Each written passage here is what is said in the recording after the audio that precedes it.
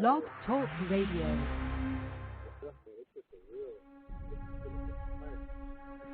Is racism hurting you?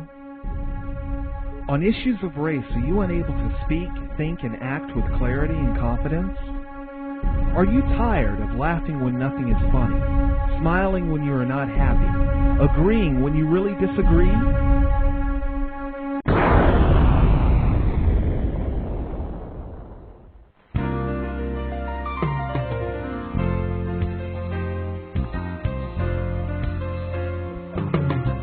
At CounterRacism.com, you can learn specific strategies and techniques to counter the behaviors of the people who practice racism in all areas of activity, using words correctly, following counter-racist logic, even counter-racist science projects designed to reveal what racism is, how it works, and how to counter it. The open source code writing format allows you to pick and choose from a variety of counter-racist suggestions so you can produce the code that works for you. Stop by CounterRacism.com today and help replace racism with justice. That's counter-racism.com.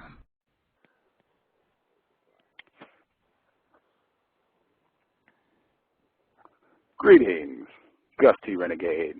Context of white supremacy. Going live, tripping over the extension cord. Live show, a little later than anticipated, but we're able to get everything taken care of. Program scheduled to talk about, of course, racism, white supremacy, hopefully to replace the system of white supremacy with justice. We were here to meet with the Coalition of Anti-Racist Whites in Seattle, Washington. They had a summer solstice jamboree scheduled. Thank you, sir, back at the bus hooking me up. Yeah, they have a flyer, the Coalition of Anti-Racist Whites. There are 3 listed ways to get involved in 2009. Come to a monthly public meeting. Number 2, join a campaign committee. Number 3, become a Coalition of Anti-Racist White member. I was hoping to meet with some of the white people who participate in this organization, get constructive information on what they do, what their purpose is, and all that good stuff. But this is Seattle. Unfortunately, it rained yesterday, so the event was canceled. Non-white people, we don't always get the best information. We didn't know that it was canceled, so we came anyway, and we're disappointed. However, one of the members present actually is her home. She was gracious enough to allow non-white people to hang out and have a discussion on racism, white supremacy. We've enjoyed incredible brownies, the best root beer one non-white person has ever had in life, and other treats. And we continue, and we're at a fire. We're doing the show. She's going to break down exactly where we're doing this show at as we watch the sunset. But we have one of the members online now. She's going to introduce herself and tell us a little bit about the organization. Go right ahead. Hey, I'm Kelly, and it is my house here, and we were going to do this fundraiser, Coalition of Anti-Racist White Folks. We do things all year, but today was supposed to be a benefit for one of the groups we're working with this year. But because of the rain, we're not having it, and I'll say we're not having it today. We're just postponing it till August, so we'll make it happen again later when it's more likely to be a sunny day. Outstanding. I'm glad you're here, though. Just came on in, and we've been having a great conversation this afternoon. There's, what, like 8 of us or so? I am glad that we came as well. We've been having very constructive dialogue about the system of racism, white supremacy, which is why I requested if we could go ahead and get the show live to share with our listeners, because I think we have had a lot of good information. So we're going to share with our listeners. Same way we start every program, most pertinent piece of information. Kelly, are you a white person? I am white. Wonderful. In this show, the context of white supremacy, I define the system of white supremacy to be a global system of people who classify themselves as white and are dedicated to mistreating and or subjugating everyone in the known universe whom they classify as not white. Do you feel that is a correct and accurate definition for racism, white supremacy? Yeah, that's working definition, yes. Okay. As a white person in the system of white supremacy, are you a racist white supremacist? Yeah, I say I can't help but be, because I, as a white person, benefit every day from just the color of my skin. All right, okay. I guess, have you ever mistreated an individual because they are not white? Yes, I have. Partly it's because I live in America. I live in the world in 2009 where white supremacy dominates. And as a participant in that, I have. Even if it wasn't maybe my personal action, maybe it was my lack of action, or maybe it was because we haven't been able to overcome racism yet, that it happens inevitably. Then there may be also some times where me personally, just out of ignorance or, you know, for whatever reason, might also perpetrate it at a personal level. Even though from where I am right now, I would try not to. I would be making an effort to be aware and not perpetrate it at a personal level, and even working as a person in a system trying to overcome racism, but it still inevitably happens. Racism itself hurts people of color. It hurts everybody, but it hurts certainly people of color more. One request I'll make for this program, Dr. Robert Jensen, author of The Heart of Whiteness, he's been on the program. Anyone listening, you can check the archives and hear the broadcast where he shared his views on white supremacy. In his book, he said that non-white is the most accurate term to describe individuals who are not white in the system of white supremacy. Actually, on the program, he said that victim of white supremacy would be even more accurate than non-white. But I would like to request that we substitute non-white for people of color. I have a lot of reasons why I dislike that term. If anyone's interested, you can check my blog, and you can see my reasons. My blog is racism-notes.blogspot.com. But if I could make that request that we use the term non-white, that would be constructive, I think. Okay. Outstanding. As an admitted racist in a system of white supremacy, your organization is the Coalition of Anti-Racist Whites. If you could share with us what the purpose of this organization is and what you all are supposed to accomplish with this organization. I joined the Coalition of Anti-Racist Whites, and I can speak to my experience. We participated together. We kind of met up after we participated in an Undoing Institutional Racism workshop that took place. I actually went through it a couple times over the last few years. And it's people of all races, people who come together to learn about institutionalized racism. It's put on in Seattle by the People's Institute Northwest. Probably happens 2 or 3 times, 3 or 4 times maybe a year here. And by now there are hundreds of people in the Seattle area who've participated in it. And one of the things that happens when you get through it and you have an increased understanding of institutionalized racism is that you have a desire to work against racism, to undo institutionalized racism.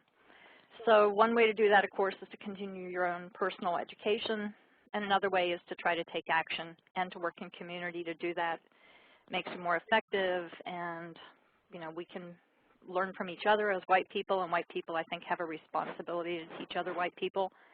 And we can work to undo racism, in the wider community.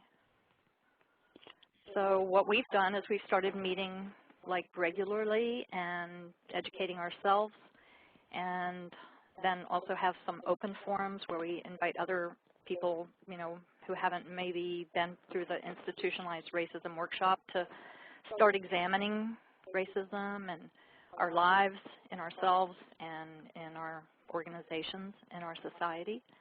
And what we've chosen to do, this small group that I'm in, I say small, it's like 30 to 40, 50 people maybe that meets periodically once a month and sometimes more, depends on the activities.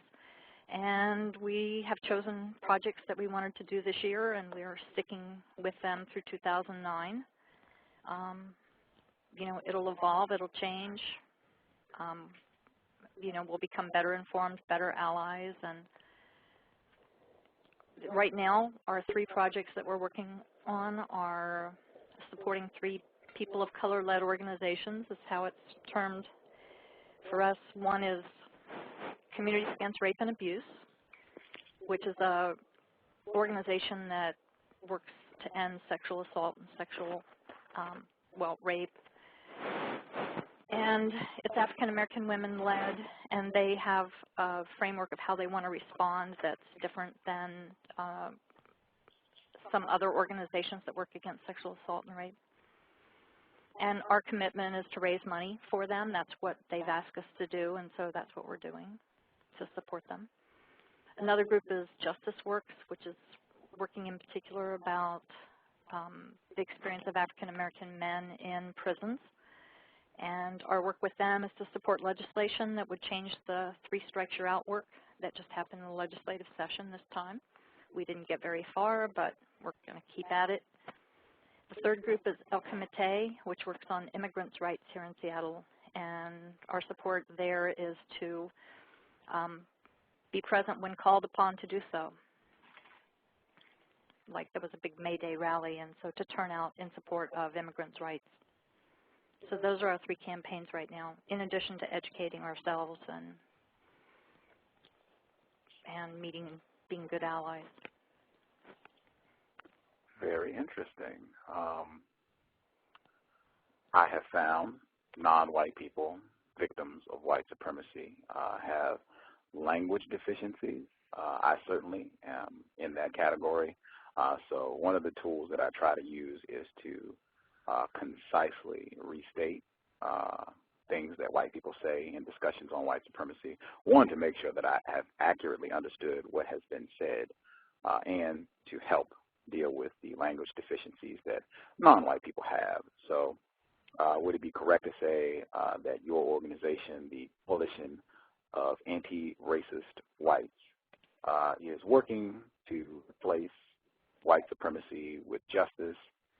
You have various projects that you are working on this calendar year with different non-white organizations and educating yourselves about racism, white supremacy. Would that be a correct restatement of what you all, your organization, the Coalition of Anti-Racist Whites, is doing? Yeah. Okay. Good restatement. I try.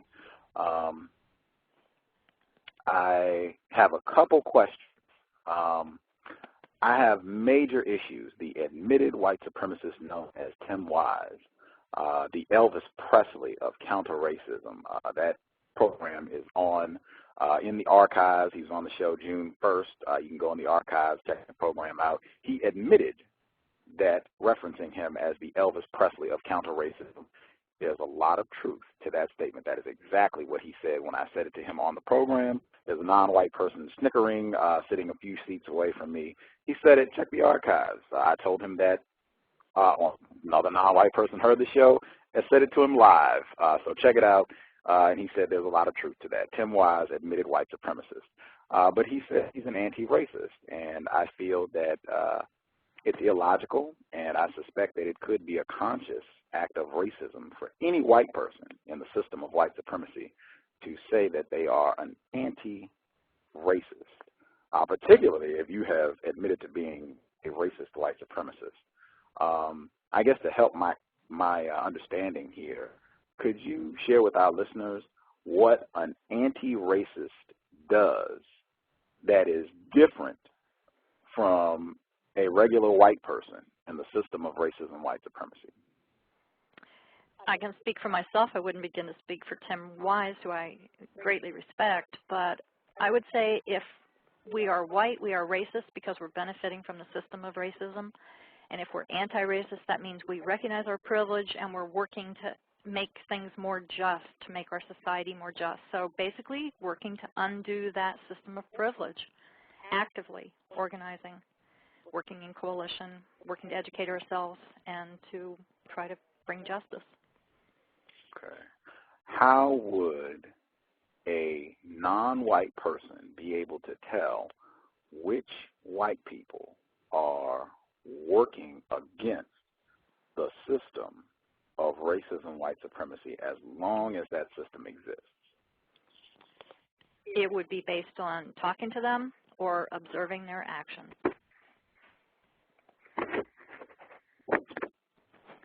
Talking to them or observing their actions. Okay. And so when I talk to this white person, observe this white person who says that they are anti-racist, what sort of things should I hear? What sort of things should they be saying to me? What sort of things should I observe happening that would demonstrate that they are anti-racist and doing these things to work against the system of white supremacy? Well, the first thing that leaps to mind for me is they're talking about racism. They're recognizing it and owning up to it, and it's on the table. You know, we're talking about it. It's not something that we act like it's not in the room. It's here. It's in our lives, and so we're just, you know, upfront about it, and it would be something we'd be conversing about as we are. Okay. With the system of white supremacy still being in place, I am unclear as to, just in the conversation right now, like there's nothing that I feel has been demonstrated for me to say, okay, Kelly is practicing anti-racism. She is an anti-racist, and I can say that because I couldn't say because she came on my radio program, because a lot of admitted racists have come on my program. And I couldn't say because I've been at her house, because I know a lot of racist people who have had non-white people at their house. So what could I point to say this is evidence I am doing anti-racist work? We're having this conversation. Because we are having a discussion about racism, that is evidence that you are anti-racist. Yes, it may be weak. I don't know. I guess I'm getting that maybe it's not enough or not more. What I would say is it's where we are at the moment, and the conversation's alive. I'm saying I'm a racist. We're recognizing the fact that society is structured so much that privilege happens based on race, that white people benefit from the color of their skin. Oh, power. To talk about power, one of the people here is just raising an issue we talked about earlier, that where I'm saying privilege, he's asking me to say power, that I have power because I'm white. I agree that it's true, and I'm happy to use that word. Okay.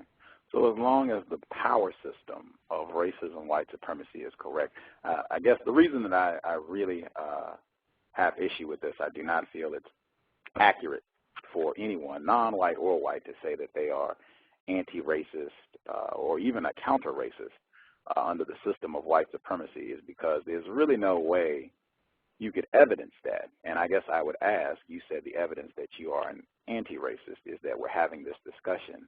I would ask, do you think it's possible that a white person could practice racism, white supremacy, and still engage in a conversation like this about racism, white supremacy with a non-white person? Yeah, I'd say so. So how would I be able to pick out the difference between you and that white person who's practicing racism and still engaging in this discussion? Well, I can say that I'm still benefiting from being white in a racist society. Would it be correct to say you are still practicing and participating in the system of white supremacy?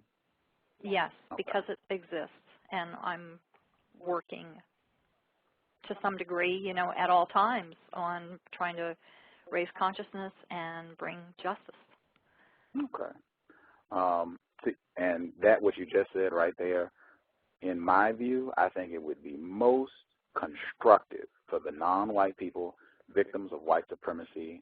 We had a pretty thorough discussion earlier about who is more informed about racism, white supremacy, and the conclusion that I came to, and no one contested. So I'll have to say that'll just have to ride because no one here had an argument with it. or at least if they did not voice it, that as long as the system of white supremacy exists, the white people who practice racism, white supremacy, are demonstrating they are more knowledgeable about this system than the non-white people. So as long as that is true, I think it would be constructive in terms of helping non-white people if white people just said, we're racist. Any white person that wants to help, if they would be truthful and admit, I am a racist white supremacist. We are in a system of racism, white supremacy, and I will be a racist white supremacist as long as this system exists. I think if more white people could be honest and sharing that information with non-white people, that would make a lot more progress. That would be much more constructive for non-white people than having white people say, we're anti-racist, even though they know they are racist. I think it's very confusing when you have white people say, I'm a racist and an anti-racist. How do you feel about that? I see what you're saying, and I think as long as the system is structured as it is, then yes, I will be a racist as a white person, and all white people will be. And I think that even if I'm working to end white supremacy, that as long as the system exists, I'm still a racist. Okay. I think even your organization, I think it would be much more constructive and accurate if the name of the organization was Coalition of Racist Whites who are working to oppose or replace white supremacy with justice. How do you feel about that? I hear you. I'm going to talk to the folks about it. I think that brings another degree of self-awareness to like us thinking about how we name ourselves, and does it really help us be effective at the work we do? So I'm going to talk to folks about what you're saying. Is it any way that the non-white people present could attend this discussion so we could hear this going on? Because you know white people are deceptive, so I would like to observe this discussion go down to see if this takes place. Is that possible?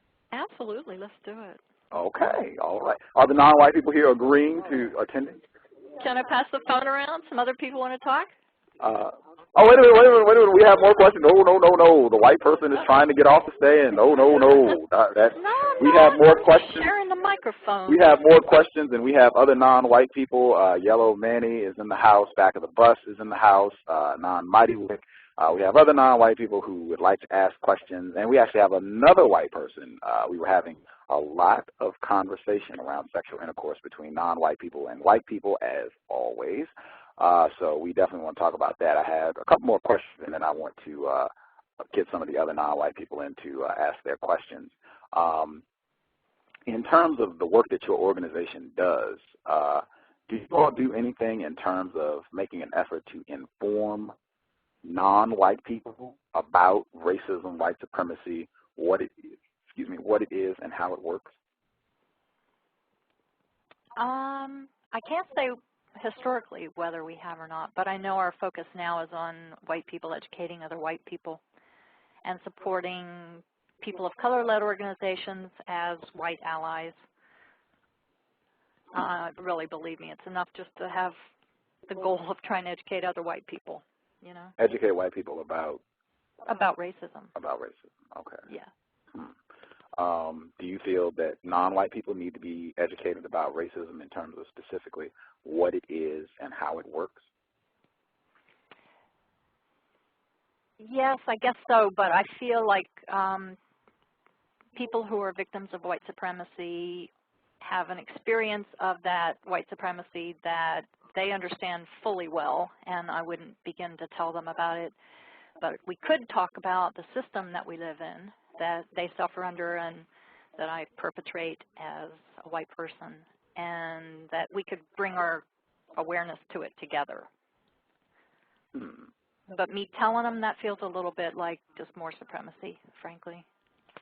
Well, would you say that regardless of what you do, that is going to be practicing racism, white supremacy, as long as the system exists?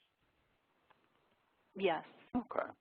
Do you think it would be constructive if your organization, Coalition of Racist Whites, I'll say, if that's accurate, do you think that would be constructive if admitted racists made an effort to share constructive and accurate information about racism, white supremacy, what it is, and how it works, do you think that would be constructive to share that information with non-white people? Yeah. Okay. Yeah. Do you all think that's something you all could work on doing? Because I think that is paramount. I think the overwhelming evidence shows that non-white people are woefully confused and misinformed about racism, white supremacy, what it is, and how it works. And I have seen consistently where white people speaking honestly about racism, white supremacy has an incredible impact on non-white people. So do you think that's something your organization could work on including as one of their primary objectives? I can say theoretically, yeah, possibly. I'm only a member of it, and we'll bring it and talk to the folks, and then together as a group we can decide whether to do it or not. So I just can not, kind of jump ahead of that process. But I think with just having this conversation together, if we expand the circle and all have this conversation together, that the group could undertake that. Yeah, I think it's within, maybe that's another strategy of being effective and would certainly be worth talking about and taking action on. We aren't the only ones doing this work, though. I want to say that we came together as white people to do the work because we have, the privileges. We work in coalition, though, with a wider group, and, all the folks who've been through the People's Institute here in Seattle, are people from different races. It's just the subset that are the Coalition of Anti-Racist Whites. So, already there are more people than just the white people doing this work. But I want to be clear, you did say that that is something you would be willing to take to the other group members to see if they would be willing in doing the work of speaking honestly and sharing constructive information with non-white people about how racism, white supremacy works, what it is, and how it works. That's something you would be willing to talk to other group members about? Oh, yeah, for sure. Okay. For sure. Okay. We would like to see that happen. I have maybe two more, and I'm going to pass, bring in some of the other non-white people. You all have the phone number to call in so that I can put you on the switchboard. I think they're calling in now. I'll ask my two, and then I'll bring them in. In my studies and research with racism, white supremacy, one of the major stumbling blocks I've seen is that non-white people are not suspicious of all white people. So I guess I'll ask number one, do you think it would be constructive if non-white people were suspicious of all white people, no exceptions in the system of white supremacy? I guess I can see where that would be helpful, constructive, if you want to say, for maintaining one's, not being vulnerable. But I wouldn't think of that as the human ideal, no. Well, the system of white supremacy is not the human ideal, so we are far from ideal circumstances already. Yeah, yeah. So in just being truthful and acknowledging the situation that we're in, do you think it would be constructive if non-white people, in acknowledging how far we are from ideal circumstances and in an effort to correct that, were suspicious of all white people, no exceptions? Yeah, yeah. Okay. Earlier you said that in the system of white supremacy, all white people are racist. Do you think it would be constructive if non-white people adjusted their thought, speech, and action to the belief that every white person, no exceptions, is a racist in the system of white supremacy? Yeah. Okay. Outstanding. Does your work... go ahead. I was just going to say, I think, it's helpful to raise all of our awareness about the institutionalized racism in our society and to give people the framework of understanding about that institutionalized racism so that when they hear this white supremacy terminology and talking about white supremacy is not a good thing, that, you're going to have to give a little context sometimes for people to be able to hear that. Because people, I'll say white people, are very defensive about being called racist because they know it's not good. And so if you give the context of we're benefiting from the institutionalized racism, therefore you are a racist, that helps people to be able to understand it better and not immediately have that defensive kind of, reaction that keeps them from being able to hear and think and analyze and understand their role in it. Very interesting. I want to point out, number one, the title of the show, The Cows, Context of White Supremacy. Number two, I was sharing, or we were saying, that it would be constructive for white people to share with non-white people that all white people are racist, white supremacists. And your response dealt with how white people would receive that and be defensive. I wasn't really addressing talking to white people about this. I just thought that was interesting, that her response dealt with how white people would feel and become defensive about hearing that, and it really wasn't what I was saying. But you did say you think it would be constructive if non-white people adjust their thought, speech, and action to the belief that all white people are racist in a system of white supremacy. Yeah. Has your organization, the Coalition of Anti-Racist Whites, have they presented that information to any of the non-white people that you work with, either that the non-white people should be suspicious of all white people or that all white people are racist? Have you all presented that information to any of the non-white people that you've worked with? I can't really say historically. I heard about it and became active in the C.O.W. because of hearing about it at the Undoing Institutionalized Racism, which was taught by people of color. So when I heard it first, it wasn't C.O.W. people telling it. It was C.O.W. people learning it and understanding it and then adopting it as a framework that we're working to make social change in. So does that answer your question? I guess I would want to be clear, have, to your knowledge, since you have been involved with the group, has any white member of your organization ever made an effort to share with any non-white person that all white people are racist and or that it would be constructive for non-white people to be suspicious of every white person, no exception, in the system of white supremacy? I don't doubt that people have talked about it, but whether we've encouraged or even used the word suspicious and talk about the benefit of starting from a, being suspicious as a starting point, I don't know about that. I would be thinking not, but I can't really say 100% for sure. Okay. But we frankly recognize white supremacy and the institutionalized racism with, people of color in the community, victims of white supremacy culture. Like, we work as allies with people, and we're aware of that together, whether, we've told it or we've heard it, whether, we all heard it from the Undoing Institutionalized Racism that People's Institute puts on. I can't really say, but we're aware of it together, put it that way.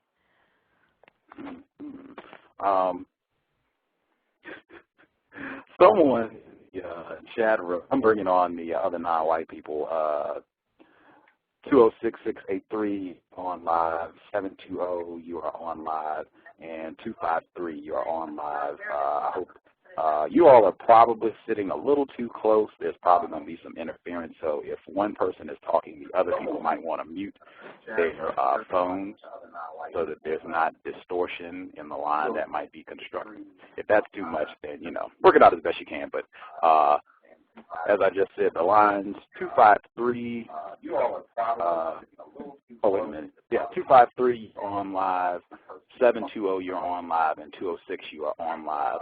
One of the people in the chat room said that there are racist black organizations. Kelly, you could address that. Do you think any black person or black group can be racist in a system of white supremacy? No. Can you explain why, please?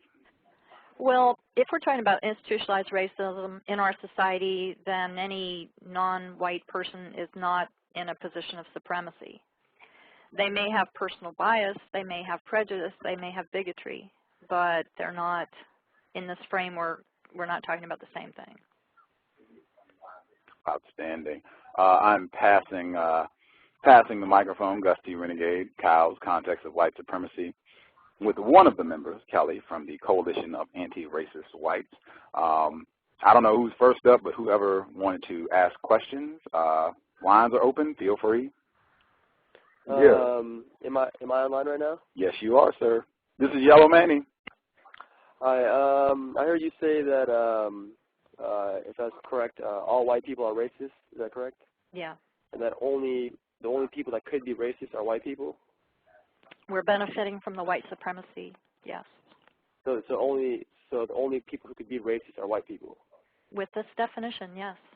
Okay, so would it be correct to say that white equals racist and racist equals white? If only white people can be racist and all white people are racist and only racist people can be white, would it be correct to say that white equals racist and racist equals white?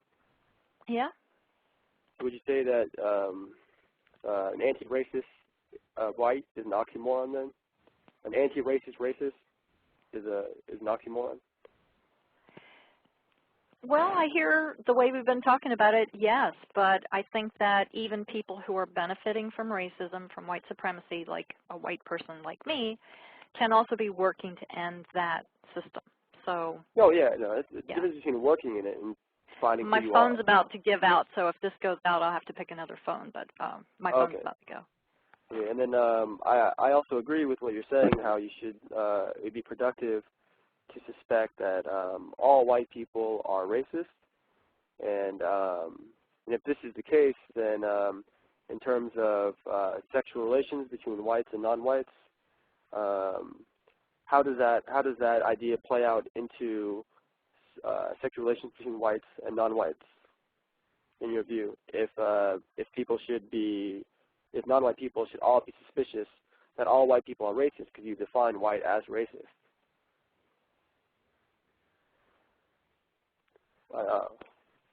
Hold on a second.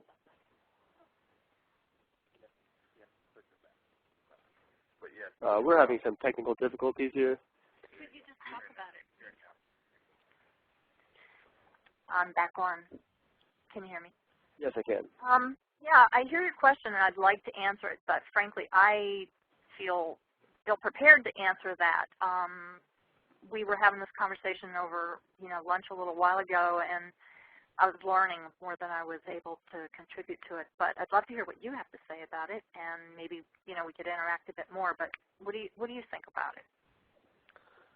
Well, I did ask you a question, but I will answer some information. I believe that is incorrect. A victim of racism, which is all non-white people, should not want to have sex with racist people who are all white people, because white equals racist. And so I just think there's an unequal power dynamic at all times.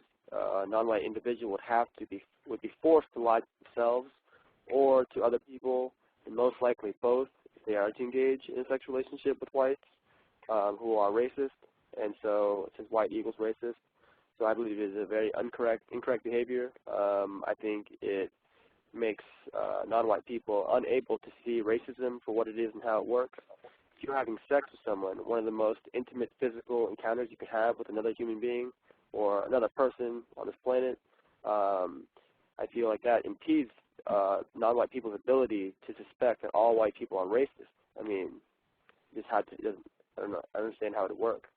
And so you're an admitted racist, and you said all white people are racist, and you've also admitted, if I can just get this on the show too, you've had sex with a non-white person. Is that correct? Yeah. Yeah, and so I just wanted to hear your thoughts on that, considering given all of this information about racism and white supremacy, and what you think about sexual relationships between whites and non-whites, given that all white people are racist and non-white people are victims of racism. Yeah, I hear you, and I'm going to give it more thought. In my interaction with my lover, I think we met at a place where we both recognize racism exists in our society, and we're, recognizing the power dynamics, how each of us experiences life in wider society, and try not to perpetrate it between ourselves. I hear what you're saying; it's like inevitable. So you know, we had relationship issues like any two people interacting do, and maybe some of those dynamics were about race. There were other complications too, of course, other aspects to our relationship. But so can you give me some examples of how race played out in your relationships, sexual relationships, white and non-white? I guess I could.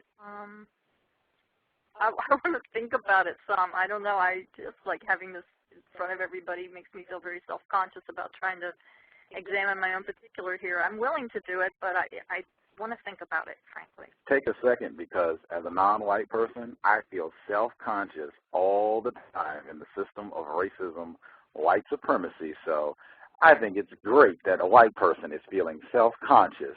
That is fabulous. I wish it happened every day. And hopefully this is part of the course of replacing white supremacy with justice. 111, are you there? There's another caller on the line. Somebody just say hello and we'll hear your voice. Hello. Okay, we got somebody else. Is this you're calling in to ask questions or participate? I'm calling in to ask questions, yes. Okay. Are you a non-white person or a white person? I'm a non-white person. Okay, groovy. Hang on, Yellow Manny, he has some more questions, and then we'll get you too, sir. Is that okay if you hang tight? That's okay. Groovy. Hang tight, we'll get more. So continue, Yellow Manny. Oh, wait a minute, we had a question on the board. You had a question. It was about sexual relationships with non-white people and white people. Yes, so it's back to Kelly. We're still waiting. Kelly's just contemplating and being self-conscious, but I'll wait, though, because I'm very self-conscious, too. I'm also retarded.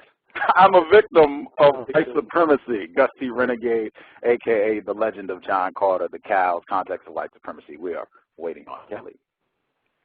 Well, okay, so it's one person that I've had relations with over all my years of being alive. So I'm stumbling here. I don't know which one to look at, and I'd want to look at all of them, and I'm not trying to avoid the question. Yeah, maybe y'all could be talking while I'm thinking. I don't know. Okay, well, I have a follow-up question then while you're thinking. You said that race came up and it was inevitable. So if sexual relations in whites and non-whites, victims of racism and racists, if racism comes up inevitably, do you believe that that suggests that perhaps it's incorrect behavior? Because every time this happens, inevitably, racism will be practiced.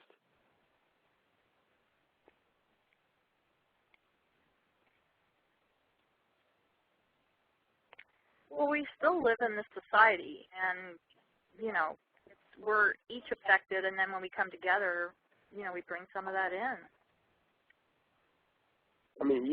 I agree, but, could you answer the question, though? If it inevitably comes up, if racism is going to be practiced inevitably in every single relationship between whites and non-whites, which is the same thing as saying racists and victims of racism, then wouldn't it suggest that this is incorrect behavior? If every time you do this, you will invariably practice racism.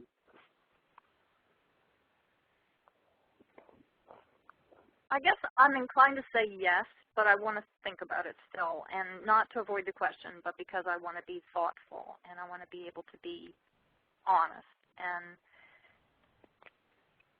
you know, I guess it's never going to be a good thing to bring it into the relationship, but it is in there. And when I think of the word practice, that sounds like I'm participating on purpose with intention. And so the practice isn't there, but I think the dynamic is there. You said you can practice racism, white supremacy, while being ignorant of it or unconscious of it. Is that correct? And even when you're conscious of it, it's still there. Yeah, so I'm saying that by act of practicing, you said you'd find it as purposeful and intentional and conscious. But you've also said that you don't actually need to be purposeful or conscious of this, and you could still practice racism, white supremacy. That's right. It's not just that you're culpable of it, but the fact that racism is being practiced in every sexual relationship between whites and non-whites. It's a dynamic, yeah. Yeah. Earlier, you were saying that the only thing that you believe that love could conquer racism, and then I asked you for your definition of love, and you were unsure, but I gave my definition, which is an irrational attraction that is illogical, and it can obviously come in different forms and different degrees. Like you can really love a candy bar irrationally, even though you know it might give you health problems, or if you eat too much of it. But at the end of the day, you could also love, you could love lots of things irrationally. And so you agreed to my definition of love, is that correct? I was able to hear your definition and use it for our conversation, yeah. I don't think I would use that as my definition, but I'm going along with yours for sake of conversation here. Well, what's your definition? When I started talking about it, I even used the words that it's about having a heart open and a connection to another person. I wouldn't start with talking about love, talking about a chocolate bar, or talking about, what were the other examples there? We're talking about person-to-person love, though. That's a heart connection. And what's a heart connection? It's really hard to define. When you had irrational, what are you describing? A feeling, right? Was that what irrational is, a feeling? No, irrational attraction. Attraction, okay. Feeling of attraction. Yeah, I probably wouldn't start with the word irrational, and I probably wouldn't have started with attraction. Well, you're saying the one thing that you know, or one thing you believe that could conquer racism was love. And if you can't define what love is, then you can't really define what can conquer racism. Oh, well, I had what I was, something I can... Oh, you might have got kicked off. Oh, no. She's coming back in. 720, are you there? I'm here. Oh, okay. And 111, are you there? Hello? Oh, I can hear you. You can hear me? Okay. I would start with talking about love as a heart connection, from an open heart to an open heart, or if it's mutual. But I wouldn't start talking about an attraction as love. But that isn't to say you can't use that for your definition, and I can have a conversation with you using your definition. I'm just not saying that's where I would not have picked that for my definition. You said the words that love could conquer racism. Yeah. So I would need to know your definition because you're the one saying love. So I just want to know what could conquer racism. Essentially, is what I'm asking, and that would have to be the definition of love because you said love could conquer racism. Okay. For me then, for having this conversation, I'd be talking about a heart connection with another person as love, and that might overcome racism in the dynamic between two people. But it doesn't mean they don't still exist if it's happening now in a very racist society. So then your definition of love is heart connection. In your definition, you basically said it couldn't conquer it and it would still be there. So then your previous statement was incorrect. No, one of them has to be incorrect. I'm saying that the love that I'm using for definition can overcome some of the dynamic, if you're good at it, if you're able to, between two people, but you still exist in a racist society. And maybe it would take love to undo it in society. I'm not taking it there yet, but I don't see that as contradictory. Well, I don't understand what a heart connection is. Like, you told me that a heart connection could conquer racism. I would again have to ask you what a heart connection means. Okay. Well, I wanted to point out, I'm sorry, a white person was here, and the white person cracked up laughing when she heard that, when you questioned about a heart connection. And Kelly, the admitted racist, that she said she knows that's difficult to explain. The white person found that very funny. I found that very funny as well. And the white person retrieved my beer. Life is grand. We are having a blast. The cow context of white supremacy. Right on. Well, here's a sad thing is I probably think about racism more than I think about, love and relationship stuff. I don't know. It's maybe a sad state of affairs from my personal life. But what I'm saying is I think, just when asked on the spur of the moment without being able to give a lot of thought to what I'm talking about with love, that's what I genuinely feel. Okay, so just to summarize, I mean, you said that love could conquer racism, and you think about racism more than love, so it seems that you don't really know what to conquer racism, but you just think about racism a lot, and you're an admitted racist, so I don't know, that just sounds, I don't know, that sounds racist to me, I don't know, I don't know how else to say it. I mean, you're also admitted racist, I mean, by definition. 720, can you go ahead and if you have a question or comment, I want Yellow Manny to continue. I'm not going to do too much. I'm going to enjoy my beer and enjoy the fire and, 720? Yes. Is this Gus T Renegade? This is Gus T Renegade. Yes, I have a question, and I don't know that it really pertains to this conversation. Well, I do have two questions. My first question is for you, Gus. I had listened to one of your old shows, and on that show you said that you had went, I believe, and done a talk at the University of Washington, Rethinking Diversity Conference or something? The class, yes, sir. Yes, and you said something about having video footage of that conference. Can you tell me how I can see the video footage?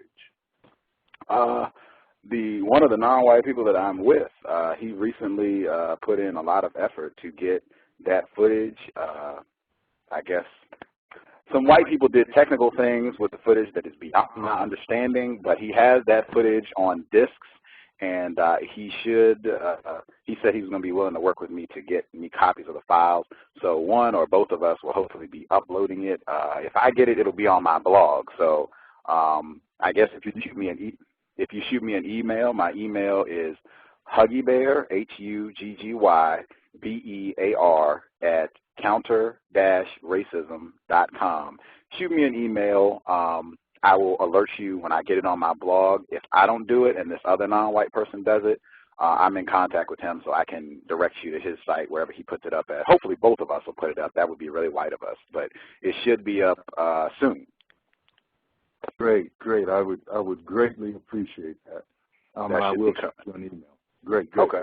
Okay, and the question that I have for the white person is, and perhaps you also, I've heard it said that engaging in sexual relations with, for people to engage in sexual relations with non-white people is the greatest or worst form of violence that can be committed by a white person against a non-white person. Can either of you give me more information or more clarity about that statement? I'll pass to Kelly first. Okay. I'm hearing you say that, and it's making me think that it was consensual. So, 720, could you please restate your question? Okay.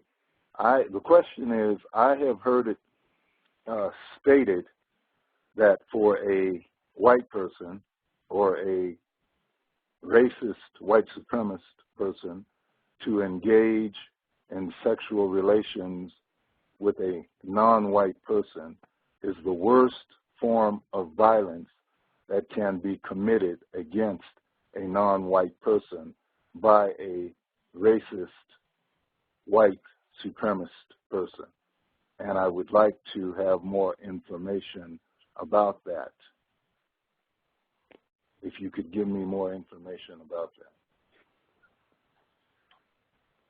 Is that clear? Was I clear? Is the question clear?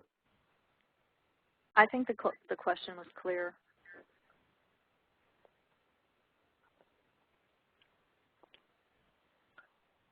I don't have an answer. I'm going to think about what you've said.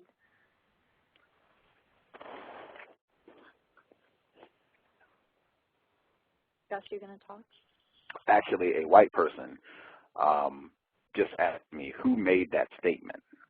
And I know Mr. Neely Fuller Jr. Has said that the worst thing a white person can do to a non-white person in the system of white supremacy is to engage in sexual intercourse with that non-white person.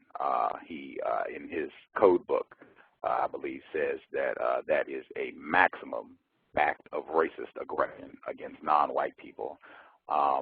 And for anyone listening, Mr. Neely Fuller Jr. has been on this program, so you can go in the archives and check out that show. It was in May. Dr. Frances Cress Welsing, author of the ISIS Papers, she has also talked about this and also said that it is incorrect and that the non-white person is being completely confused and taken advantage of when this happens.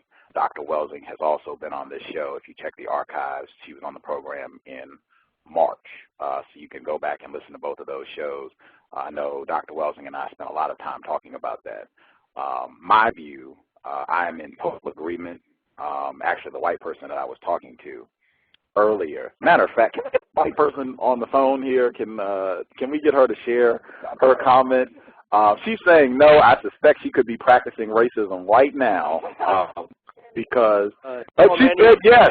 She said yes. So the white person is practicing racism and refusing to reveal constructive information about racism, white supremacy. So I'll restate what she said. We were talking about the sexual intercourse piece, and I shared Dr. Eddie Moore Jr. He was on the program. He is the founder of the White Privilege Conference. He was on the program in May, and he said that according to his theory of incapability, white people, no exceptions, all white people are conditioned to see black people as niggers as long as the system of white supremacy exists. He later said he is in a relationship with an admitted racist, and that the admitted racist that he is in a sexual relationship with sees him as a nigger. I was sharing this information, and the white person who is practicing racism and refusing to come on the show said, "What? How can that be? How can you have a relationship under those circumstances?" And I said, write that down. That is exactly how I feel. And a non-white person wrote it down. We have it quoted with her name because we talked about it later. And she said, I just do not understand how that can work. And I said, that is exactly why I feel it is totally incorrect for a white person to engage in sexual intercourse with a non-white person at any time during the existence of white supremacy. It is one of the worst things that can happen. Kelly, have you thought more? Do you need more time? Are you practicing racism by not talking as well? I'm practicing reflection right now. I'm practicing learning right now. I'm not trying to avoid your question. Okay. I have something to say. The admitted, or not admitted, but the racist person who said that, she said she wasn't practicing racism. If you're practicing racism, you got to be racist. So the racist person who said that also said, I agree. I believe that it's totally incorrect and one of the worst things you can do for a white person to have sex with a non-white person under a system of racism, white supremacy. I explained to this female that I don't engage in sexual relationships with white people because I am non-white and I'm a victim of racism. I don't engage sex with racist people. And she said, I quote, if you don't have sex with white people, you're racist. And I'm going to point. That was a question. Oh. What did you say? Well, since we are fighting for racism, like trying to make everybody equal, and then there's... I'm not fighting for racism. I'm not fighting for racism. That's Freudian stuff here. She's fighting for racism. She's a racist. She practices racism. She's fighting for racism. So we all want to be equal, but then you have, in the beginning of the day when everybody started coming here, questioning why somebody who wants equality, justice, to segregate one race to have sex with. I did not segregate one race. I said, as a victim of racism, I would not want to have sex with racist people. I'm not segregating a race. These races have already been segregated. I mean, white people have already deemed themselves as dominant and godlike over non-white people. I didn't create this division. I'm responding to this division. But how do you ever expect equality if everybody? No, if everything's segregated. I don't have sex with white people. It doesn't matter what race. If you segregate a race from the pool to have sex with. What do you mean by segregated? Segregate a race from, okay, I'm going to have sex with all these colors, but this. Just eliminate a certain pool. From having sexual relationships Sexual relations or friendship relations. Any relations. Say, okay, I'm going to have relations with all these, but I'm not going to with this race or this. How does that promote justice or anti-racism? Like by having sex with all different races or by so-called segregating against one race? I mean, it's in the context of racism and white supremacy. Like, a victim of racism should not want to have sex with racist people. Like I don't see how that is practicing racism in any way, which is what you've implied. And this is, this racist person also had sex with numerous non-white people. This is a racist who had sex with non-white people. I have. That's what you said earlier. I did. Yeah. Multiple races.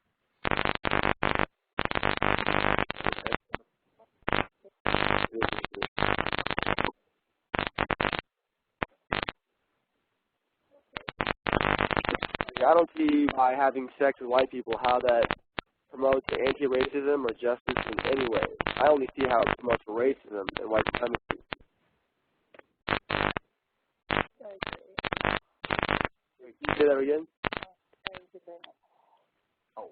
Wait a minute.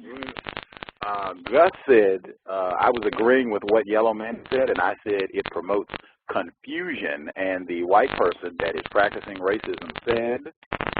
Well, I agree it promotes confusion with anything. With any race having sex with the opposite race, or a different race. Opposite race. Different race. Opposite race. Does it promote confusion among non-white people when they engage in sexual intercourse with white people under a system of white supremacy? I said, does it promote confusion for the non-white people when they engage in sexual intercourse with a white person under the system of white supremacy? Because that's what I'm saying. It causes confusion for the non-white people. Are you agreeing with that? Confusion for me. It causes confusion for you? I'm confused. Can you explain? How are you confused when you engage in... Because everybody wants equality, but then justice. But then everybody's like, oh, okay, I'm going to have sex with everybody that's non-white, but then screw the white. We're not going to have sex with the white. It's like they're superior, we're not going to have sex with them. But we want to be equal with them, but we're not going to engage with them. What did you say, that they're superior? Well, that's what everybody's saying. That's what racist is. Is that correct? Do you believe that in the system of race and white supremacy, white people are superior? That's what the whole racism thing is so far. I would say this is a prime example of why non-white people in the system of racism and white supremacy should not engage in sex with white people. I'm a non-white person. Back of the bus, Malcolm X said you should be skeptical of what white people like. White people really do not like this. That non-white people in the system of racism, white supremacy, should not engage in sex with white people. Say that again, please. I thought he changed. Who changed? Nobody here. None of the non-white people have changed. Malcolm. Didn't he change to having? Do what? You never stop being a victim of racism. No, but the whole idea of having sex with white people changed at the end, right? He relented a tad towards the end, according to reports that I have seen. He did relent a tad, but he spent most of his time. See how informed white people are? Do you see how informed white people are? Yeah. White people love to have sex with non-white people, and white people also love to practice racism. I believe they are the one and the same thing. Want white people to be victims? No, we hate being victims. but we don't know we're victims. And white people take advantage of the fact You don't that know they you're are victim, but you're saying superior you're and victim dominant. now. And dominant. I mean, you're superior and dominant. I mean, you're taking advantage of someone. With someone with unequal power dynamics, engaging in sexual relations like parent-child, employer-employee, teacher-student, I mean, these are all looked down upon because of unequal power dynamics. If white people are superior and non-white people are therefore inferior, I mean, superior people should not be having sex and taking advantage of inferior people. Confused non-white people. Further, a question. In the system of racism, where white people are dedicated to mistreating and abusing non-white people, what does it say for a non-white person who willingly engages in sex with a white person?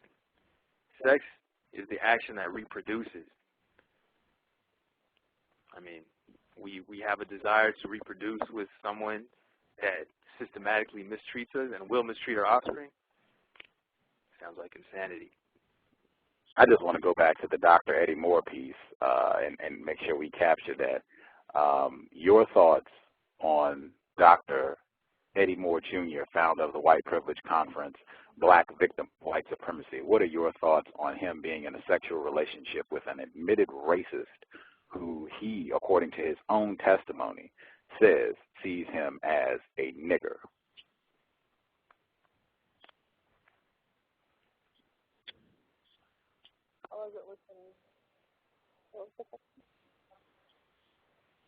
No, she shared her views on what we were talking about earlier. She freely shared her views, and I didn't even ask her a question. She just shared her thoughts on me saying Dr. Moore admitted on the program he is in a sexual relationship with an admitted racist who he, according to his own testimony, sees him as a nigger. And you said...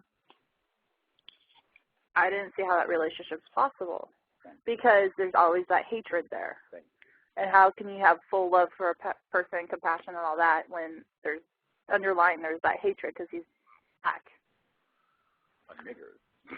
A nigger is what he said, according to his own testimony. I want to make 720 if you're still there. I'm still here. I am okay. Still here. And I have other questions. No. Gus T Renegade. I'm still unclear, and I would like to know if you are clear,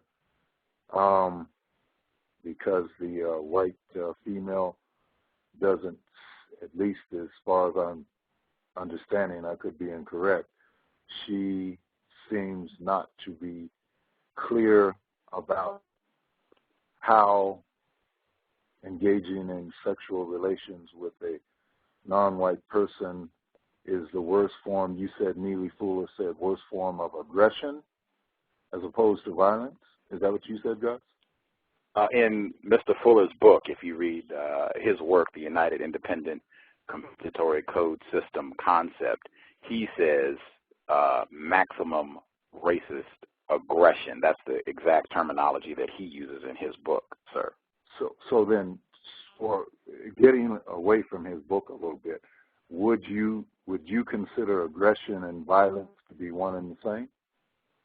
Well, it would depend on what you mean by those two terms. I definitely have used them as synonyms. I would think we could sum it all up as mistreatment. If we said maximum mistreatment of a non-white person, maximum racist act, I would totally agree and say yes. And the non-white male victim of white supremacy known as James Baldwin, if I point you to a book, A Rap on Race, it's a book he did with the admitted white supremacist known as Margaret Mead. In that book, he talks about sexual intercourse between white people and non-white people, and he says it is an act of suicide for the non-white person in terms of abusing and mistreating themselves. In my view, it just completely confuses the non-white person and renders them ineffective and incapable of being honest with themselves, and most importantly, unable to be honest about the system of racism, white supremacy. It totally retards their ability to have any sort of honest, competent dialogue about racism, white supremacy. Okay, so if we're saying that if I'm understanding you correctly, that aggression, maximum aggression, and violence can pretty much be summed up as mistreatment. Is that correct? Yes, sir. That's what I'm saying.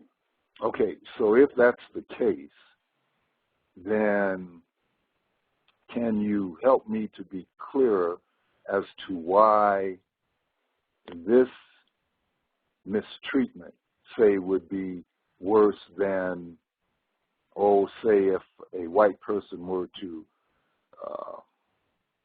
chop off a non-white person's arms and legs? I think a lot of people here who can share their view. My view would be that, and Mr. Neely Fuller, actually, if you go to counter-racism.com, there's a clip where he talks about this, and he says it would be better if the white person put a gun to the non-white person's head and blew their brains out, as opposed to having sexual intercourse with them. You can hear that if you go to counter-racism.com, and there are tabs there. If you move the cursor over the tab for articles, it'll say Neely Fuller and a conversation with Neely Fuller and a white person. If you click on it, it's about 16, 17 minutes. Listen to it, and it's there, and he breaks down the why. My reasoning is that it confuses the non-white person. If white people were back to shooting and committing acts of direct violence in terms of chopping up non-white people, shooting non-white people, that would make it very clear what we have. We have white people abusing people who are not white. And that's what I want. I want this to be very clear. This is what we have. This is the problem. This is what we should be working to correct. When you have white people engaging in sexual intercourse with non-white people, many hordes of non-white people confuse that as progress. Things are getting better. See, white people accept us. They're willing to have sex with us. They're willing to marry us. See, we're making progress. I think it's been pointed out. I've heard tons of conversations where victims of white supremacy, non-white people, have pointed to the fact that there's an increase in so-called interracial relationships and marriages, and they point to that as evidence that things are getting better. You can even look at current president, Mr. Obama, who has a white parent. This is consistently used as some sort of evidence that the system of white supremacy is on the wane, and it most certainly is not. If you look at the area of the world known as Brazil, they've had tons of white people sleeping with non-white people. They still have a system of white supremacy. That has not changed at all. The sexual intercourse thing, that's been going on for hundreds of years. That has done nothing to retard the system of white supremacy. In the end, it just confuses the non-white person about what's going on. And in my view, it ends up making it nearly impossible for that non-white person to be suspicious of all white people. They cannot develop a full understanding of racism, white supremacy. They cannot work against it, and they're not going to be able to be suspicious of all white people. There are a lot of other people here that can share their views on this, so feel free to pitch. No, this is wonderful. This is great. You've given me a lot more clarity. Now, I would love to hear what the white person who is engaging in sexual relations with non-white people has to say about what you just said. Me too. Great question. He just wanted to know what your views are on what I just said. Yeah.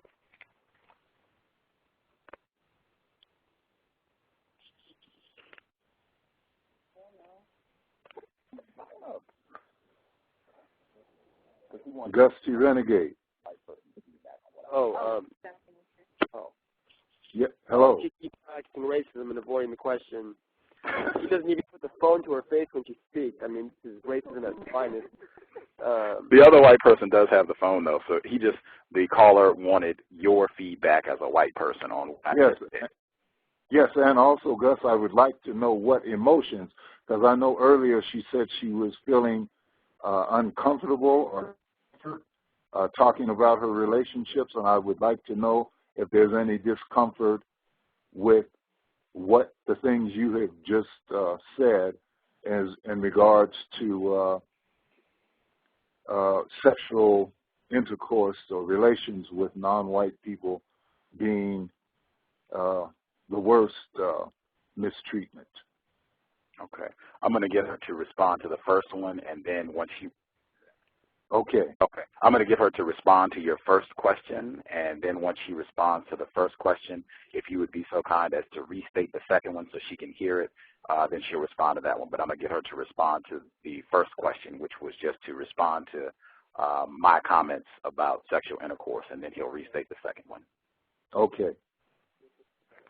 What I heard you say, Gus, was about it's confusing to the victim of white supremacy to be in a relationship with a white person because they would not be able to see as clearly how the white supremacy dynamic is at work. Am I restating it accurately? Yes, ma'am. So, yeah, I can see how that would be true. I can see how that would be true.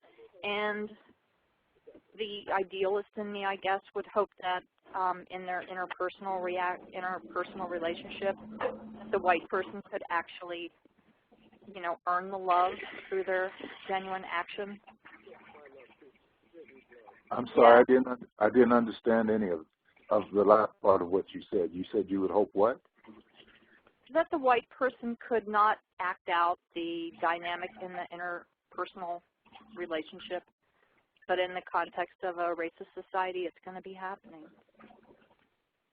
And so I see why that the interpersonal relationship would be confusing, as you're describing it, Gus, to the victim of the white supremacy, yes. And so knowing that you are directly confusing the non-white person, does that make any difference in terms of the behavior that you would continue or not continue with regards to sexual relations with that non-white person? Well, with this new understanding, it would change my behavior. Oh, wow.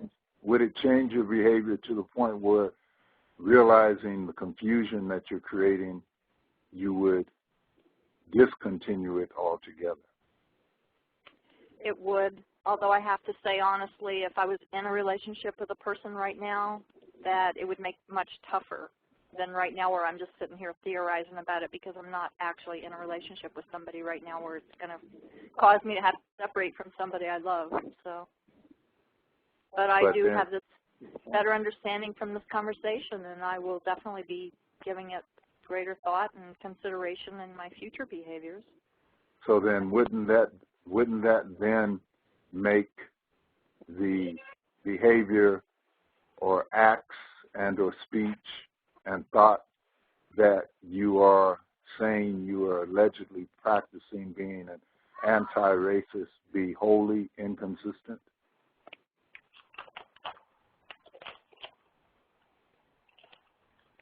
Could you say that again or expound on what you're saying?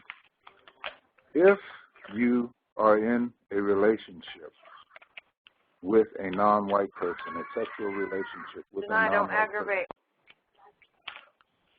Hello? I'm here. I don't know who was saying that, though. There are 4 callers on the line.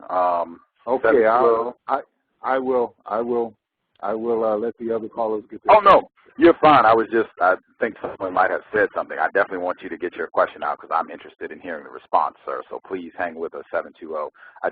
There are 4 callers on the line. If the other callers could just hang tight, I'll get to other questions. But I'm very interested in hearing 720's question and response. So please, sir, continue with your question. The other callers, we'll get to them as well. Okay. The white person said that she would find it difficult to stop having sexual relations, if I'm understanding correctly, with a non-white person if she were in a relationship with a non-white person. Is that correct? Yeah, because I'd be already emotionally involved with somebody. Okay. Right now, I'm not, so it's easier to say, you know, that I will consider it in the future. But I'm not having to give someone up or go through that consideration at the moment. Okay, so then the second part of my question is, if that would be difficult for you to do, being conscious as you are now of the confusion you would be creating and maintaining in the non-white person, then wouldn't it make the thought, speech, and action that you're alleging being an anti-racist wholly inconsistent? I don't see that, but can you explain to me or give me your perspective on it?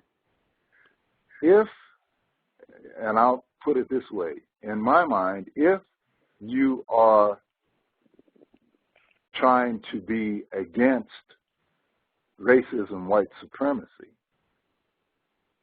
and racism, white supremacy, and I'm just going to shorten it, means that you are abusing and misusing non-white people, then if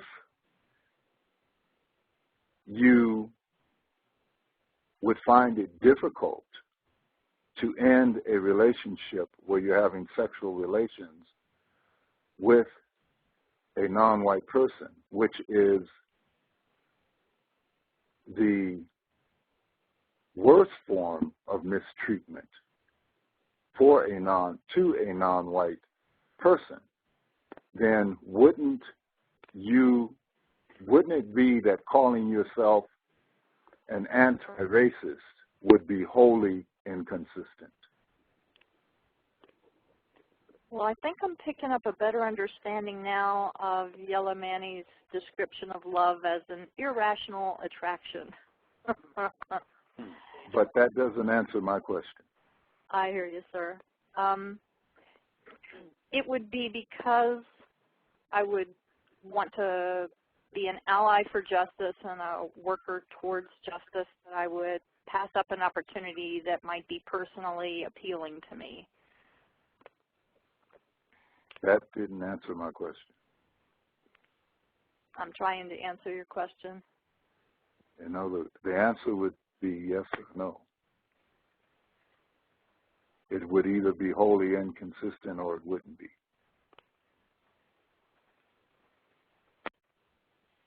I'm not trying to avoid the question. I guess I just need to give it a lot more thought. I think. Well, let me give. There is another part of the question. Okay.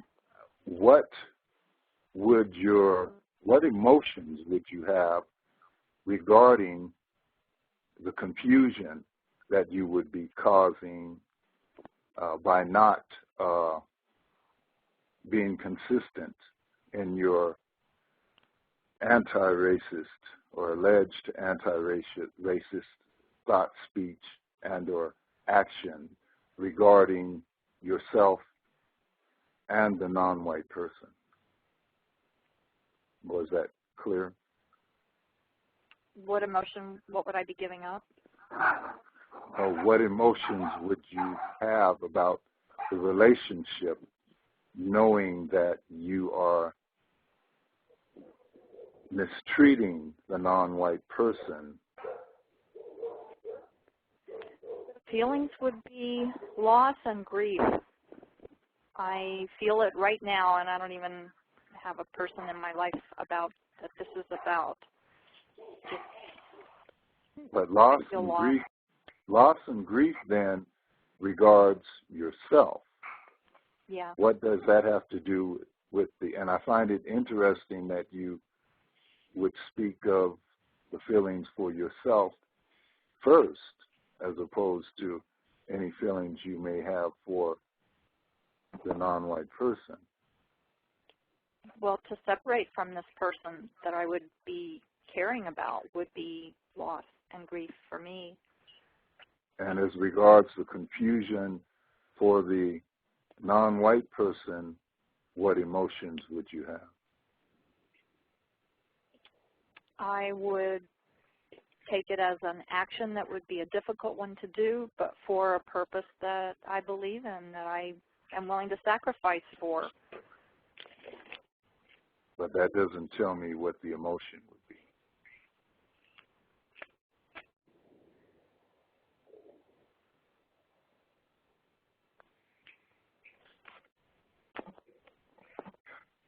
It would be my emotion you're asking for? It would be what emotion. Here, I'll give you an example. If I were to hit a child, I would have an extreme amount of shame and guilt for the fact that I have hit a defenseless being in terms of, well, I can't really say that. I hear the parallel that you're drawing. But I haven't yet heard what emotions you said emotions that you would have regarding yourself, if I'm understanding correctly, but I didn't hear what emotions you would have regarding the non-white person in terms of the confusion that you're causing for the non-white person. Yeah, I heard you say shame and guilt, and I can. No, you heard that. me say yes, yeah. But that's only. Okay. I have many more questions, but I'm going to give up the line, Gus T Renegade, so that others can ask their questions. Thank you very much. Please hang out, sir. 720, if you have some more questions, hang out, and we'll go to other folks and see what they would like. I will. I will. Oh, thank you. I appreciate it. I appreciate your question. Very interesting. I learned a lot, sir. Also wanted to say I see counter-racist engineer. I see her in the chat room. Thank you for tuning in to the broadcast. Let everybody know her second program will be tomorrow with Mr. Neely Fuller Jr. Actually, I'm certain that will come up tomorrow, the sexual intercourse between white people and non-white people. So what you can do is tune in tomorrow, 5 p.m. Eastern, 2 p.m. Pacific, Cree 7, Mr. Neely Fuller Jr. Will be on live with Cree 7. I'm sure they will be talking about sexual intercourse between white people and non-white people. If you're really cool, you'll come back next Sunday, a week from tomorrow, at 2 p.m. Pacific, 5 p.m. Eastern for Dr. Francis Cress Welsing. That'll be 2 consecutive weeks where you will have very informed non-white people speaking about sexual intercourse between non-white people and white people who've written books about this subject matter and spent about 40 years. Yes, Dr. Welsing, third-generation physician, general psychologist, and child psychologist, talking about why it is incorrect. She'll also, next week, Cree 7, she'll also be talking about white people who adopt non-white children. Very interesting. Check out both of those, Cree 7, phenomenal counter-racist work, attempted counter-racist work, I want to be clear. And thank you for supporting in the show. I see you in the chat room. And check out her blog as well, all that good information. You can just go to her site and get all that good stuff. Thank you, Cree 7. I see 4 people on the line. Yellow Manny, do you have questions, comments, feedback?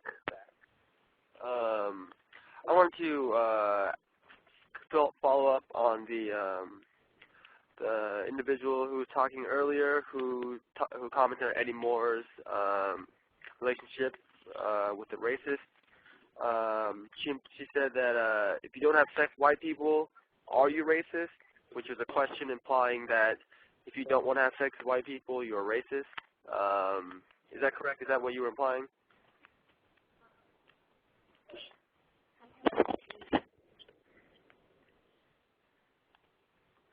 I'll ask the question again. You said if you don't have sex with white people, are you being racist? So would your question seem to imply that if you don't have sex with white people, you're being racist? Is that correct? I was talking about any race, but we were talking about the segregation between the whites and the non-colors and separation, whatever. And I just think if you want to be equal to everybody, any race, then I don't think you should segregate any race. No matter which race you are, and you eliminate one race from the equation. I mean, I would appreciate if you just answer the question. Well, you can lineage the white with any race. It wasn't white specific.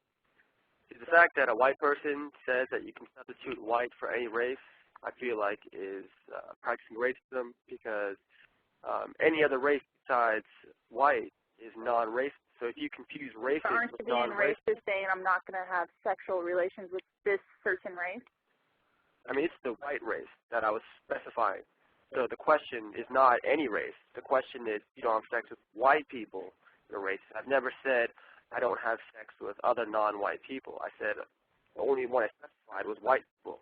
And that's what you responded to, saying, are you racist, implying that I am. Is that correct? Well, it's just the same as a white person saying it to any other race. It's just going backwards. Kelly, you have some thoughts on this? I see you shaking your head. Yeah, I'm thinking that clarification might help here. And what I'm thinking is that when we talk about white supremacy, we're talking about structures of racism where white people have privilege and power. And that we're not just talking about whites as a race among many. We're talking about white supremacy that's the dominant race, and that non-white victims of white supremacy then are in a we're not talking about white and anything else like we're talking about other groups relative to each other. White stands out as supremacist in a society that's dominated by white supremacy. Yeah, so white is racist. So, I mean, the fact that you say that you can put any race in for white is an ultimate act of deception in the system of racism and white supremacy. You're saying that, oh, we're all the same. Racist is the same as non-racist. I mean, that seems to me that that's practicing racism. And if you could answer the question, though, I said, you said if you don't have sex with white people, are you being racist? Implying that if you don't have sex with white people, you're racist. Is that correct? Is that what you were implying? I wasn't really implying anything. I was asking a question. Because you were like, oh, I'll have sex with everyone but white. I think we're talking about a different definition, though, where if I'm understanding you accurately, other white person, you're talking about... Well, according to everybody's definition, yes, that would be racist. I find it just as racist as, say, a Mexican saying that to a black person or a white person or any other race. I think it's the same as being racist there, too. Why is so racist... you think there's no difference in the races? You keep using them interchangeably. Is that correct? When you segregate a certain race from, like, saying this is all right, but that race isn't, I think that is racism just as bad as white. You mentioned that you felt it was just as bad as, correct me if I'm incorrect, a Mexican saying, I will not have sex with a black person? Or just like that. Yes or no? Is that what she said? As an example, yes. Yes, Saying okay. it was like, but is it mistreating for anyone to say I won't have sex with you? Is that mistreating? As yes a or no? race, yes, I think. And we'd have to define race, but for me, as a non-white person, a black person, if anyone really said they don't want to have sex with me, I mean, hey, what can I do? Yeah. And it's not mistreatment towards me, though. But if only a certain race said that, you'd feel racist, right? I would feel racist. It'd be an act of racism towards you, right? So define a race first, and I'd say the only race on the planet is white people. Excuse me. And I believe earlier, I was talking to Kelly and asked if that was correct. The only race on the planet was white people, and she said yes.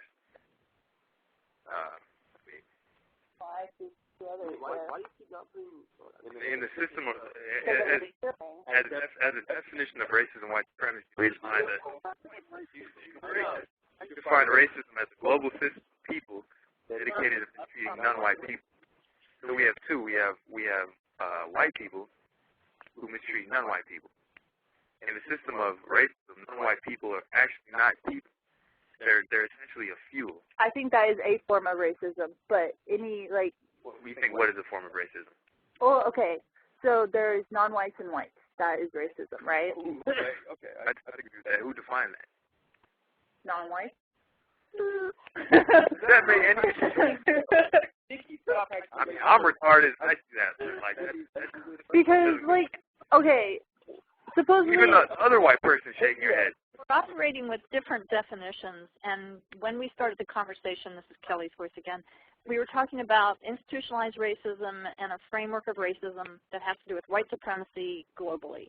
And if I can attempt to interpret for Nikki, we're talking about prejudice and race prejudice, which is different. And so you almost have to switch into now this definition and have her conversation versus the conversation we were having relative to institutionalized racism. So the definitions that the racist person was operating under was incorrect ones that would practice racism and confuse victims of racism.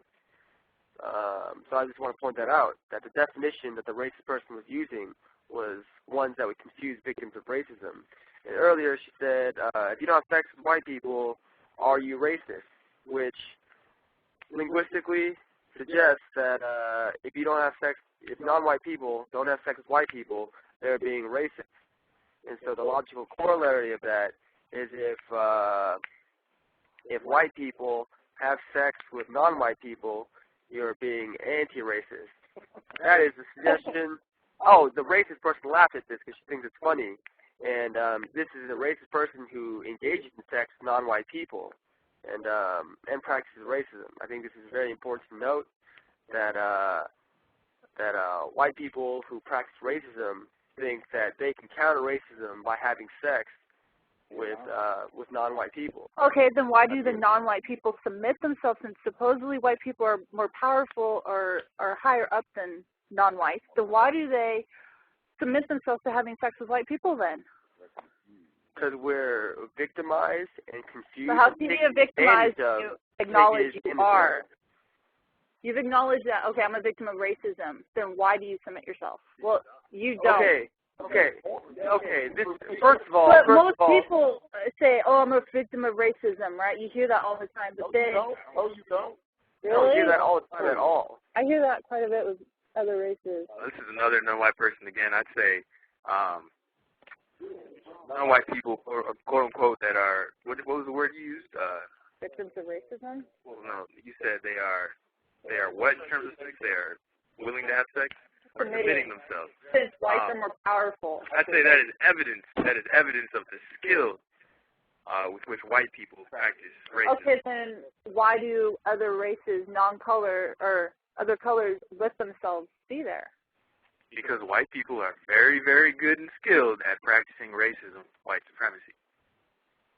I suspect, I could be incorrect. Are you sure it's not hormones and sex and alcohol involved? I suspect racism is definitely dominating, white supremacy is dominating the entire situation. And I could be incorrect, but I suspect every single non-white person was informed about the system of racism, white supremacy. That would not happen. And in the cases that it did happen and the victim was informed about racism, white supremacy, in my opinion, that's insanity. Like, it just doesn't compute correctly. Why would you engage in sex with someone that mistreats you or could be mistreating you? But what if they're not at that? Okay. At an emotional level,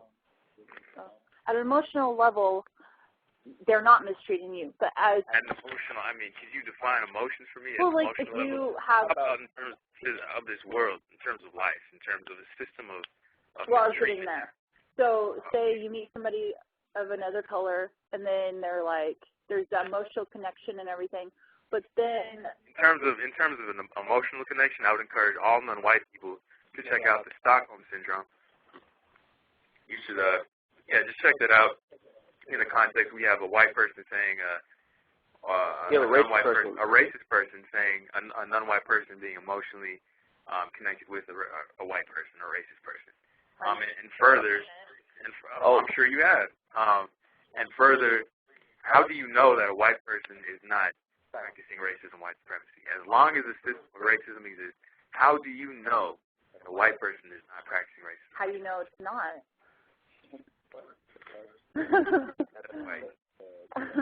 I would also like to know that this racist person would continually blame the victim of racism for doing something, and she pointed out how if you're a victim of racism, why do you still submit to it? If someone like steals stuff from your house and you realize you're a victim of theft, you're not submitting to that theft. You're just recognizing the fact that you were victimized by this person. And if this person, again, was to steal more things from your house, the fact that you acknowledge that, hey, I'm a victim of theft, does not do anything and is not blame on you or your fault for someone else stealing things in your home. So by recognizing that you're a victim, in no way places culpability or blame onto the victim themselves. And this is exactly the word games that racist people pull. They blame the victim after they mistreat and practice racism.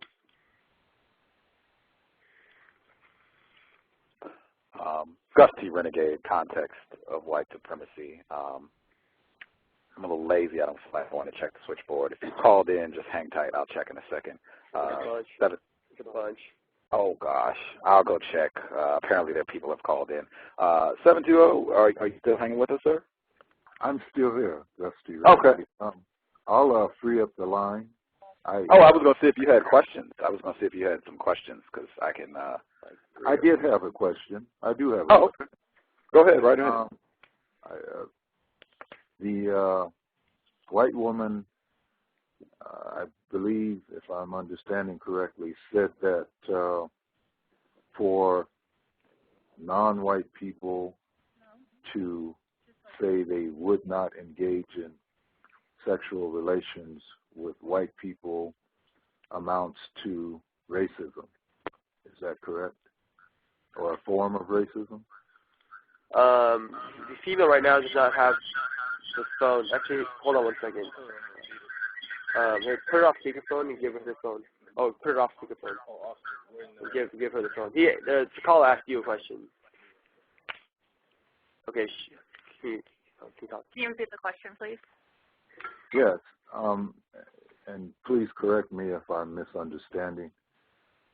Did you say that it would be a form of racism for a non-white person to say that they would not engage in sexual relations with a white person in the context of white supremacy?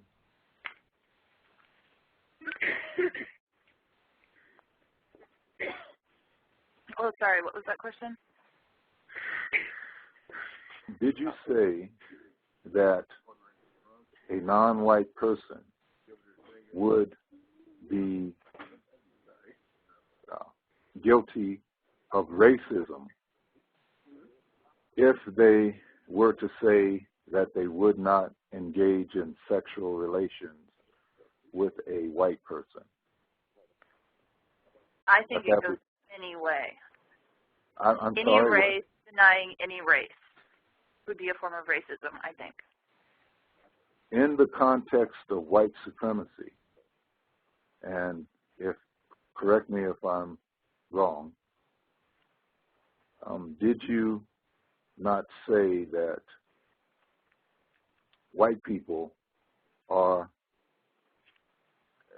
to paraphrase, would be the people in the position of an adult, and non-white people would be in the position of children,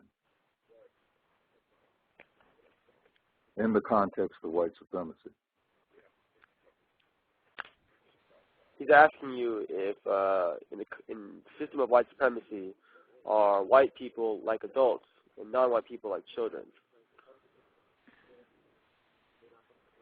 I don't think so, but why don't the non-colored people or the non-white people educate themselves so they're not children, in your words?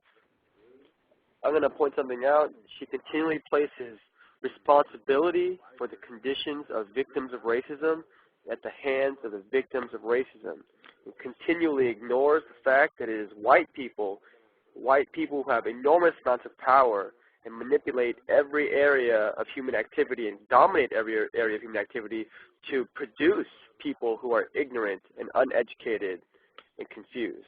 And this racist person continues to blame and place responsibility for the victims of racism's condition onto the victims of racism. I mean, this is I'm not racism. placing blame. Blaming. I'm just saying, if you guys feel like you're victims, then don't play victims. Educate yourself. We're not playing victims. This is not a role play. We are educating ourselves currently, and then we're not playing victims. We are being victimized by white people. We're not just playing victims and taking this role and title without any real reality out there. It's a system of racism carried out by racist people like yourself that make us victims. And for you to tell victims of racism to stop, if you're going to play the role, help yourself, is placing blame and culpability onto victims of racism for the things that you do. You practice racism and you're a racist. Then you blame victims of racism for their own problems when you are the ones who created them. Hold on 1 second. That's an excellent point to hold on to make sure we're not blaming victims. 619, ring back in. I had you. I was going to be on, and then you hung up. So 619, you can call back in. Anybody else that wants to call in, 347-21. Wow, that was quick. 619, go ahead. Yes, this question is directed to the white female who keeps referencing different races. My question is, what is the constructive value to non-white people of the concept of race?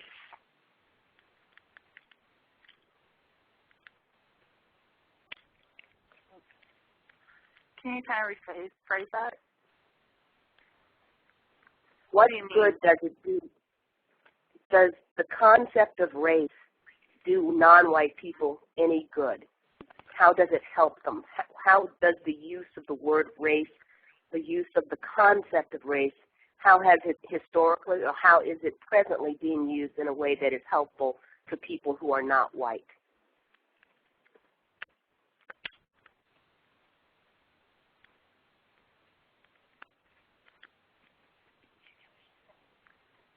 This is Kelly, a different white person than I think you were directing your question to, but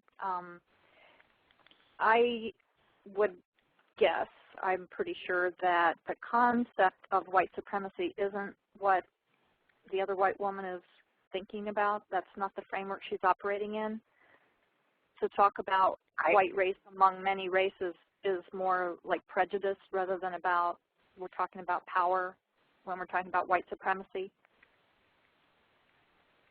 Okay, ma'am, I'm not sure that you answered my question. This is Yellow Manny. I think that's an excellent question, and the race person, Kelly said that this other race person was not operating in the same framework.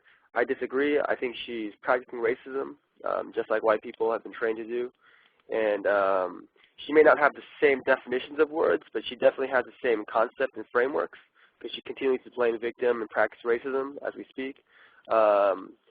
I don't know. I'm not a white person, so I don't have a lot of validity and credibility in what I say, but I would say that just to answer your question, because these white people are not answering it, is there is no good use of race for non-white people.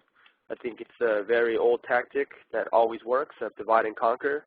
If the non-white people have a collective interest to fight white people, for them to gain power and stay supreme, they must divide and conquer all groups of non-white people. So that's why you have things like race to divide all different groups of non-white people who have a collective interest to fight racism and white supremacy.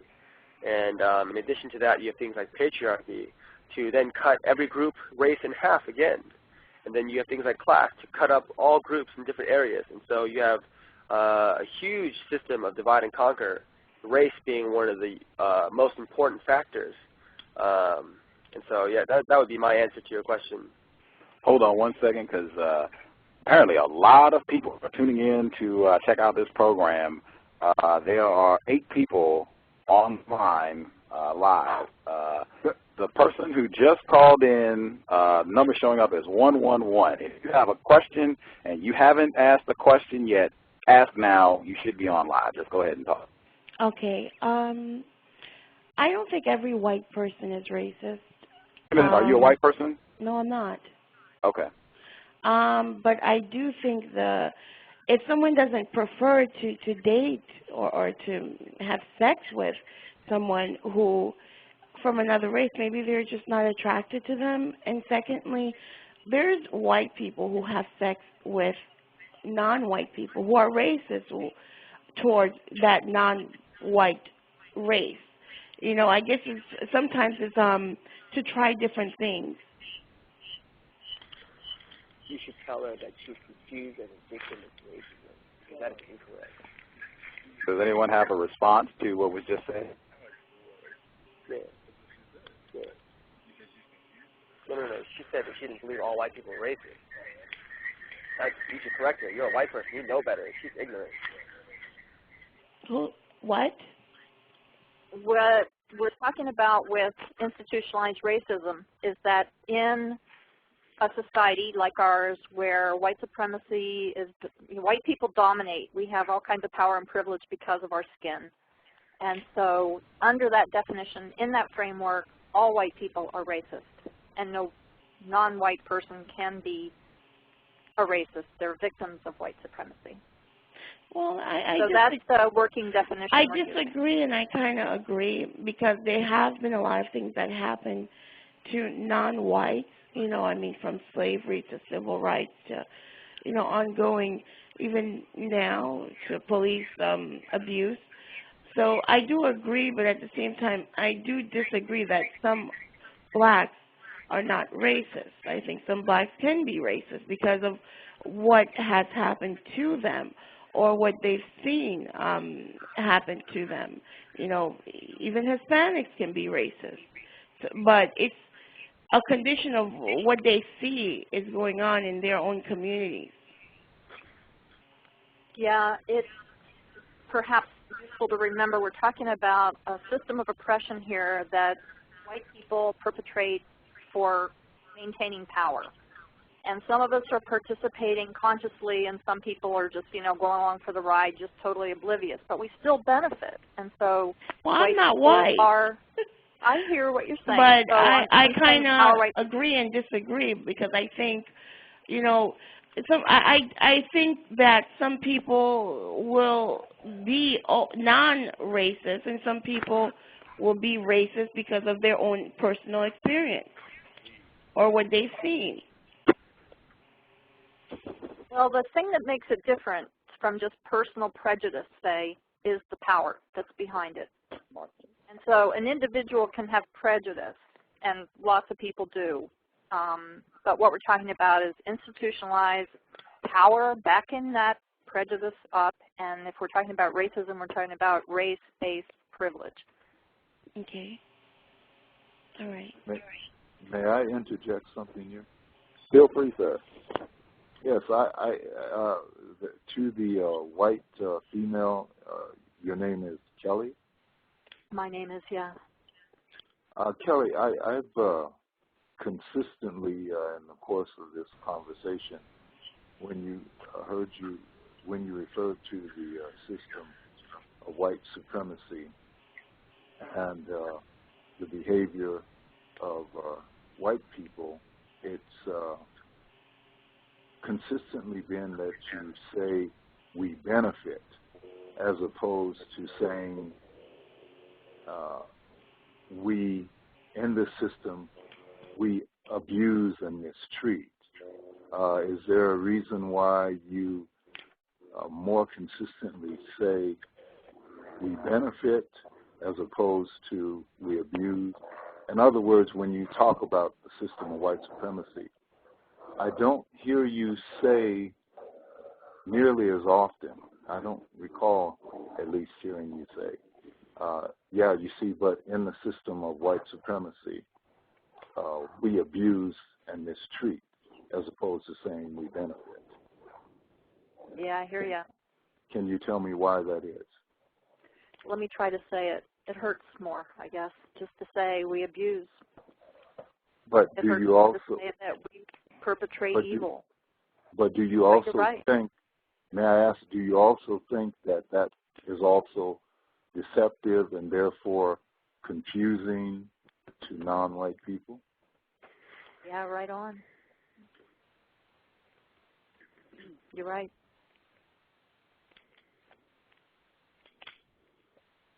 So I would just have a request.